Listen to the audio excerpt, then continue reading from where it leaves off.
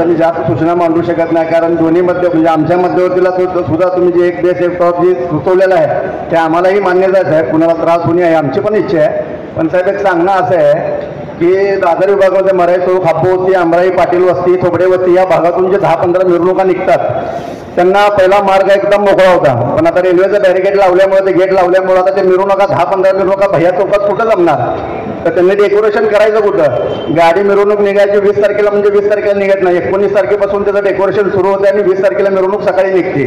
तर एवढ्या मोठ्या गाड्या ह्या भैया चौकात बसू शकणार नाहीत. तर आपण सगळ्यांनी मिळून रेल्वेला विनंती करावं, आम्ही पण मध्यवर्ती करून रेल्वेला विनंती करणार आहे की तेवढे एका दिवसासाठी मुव्हेबल गेट ठेवावं आणि तेवढी मिरवणूक झाल्यानंतर परत ते बंद करून घ्यावं, एवढी एक विनंती आहे, बाकी दुसरं काय नाही. परत एकदा सर्वांना हार्दिक शुभेच्छा.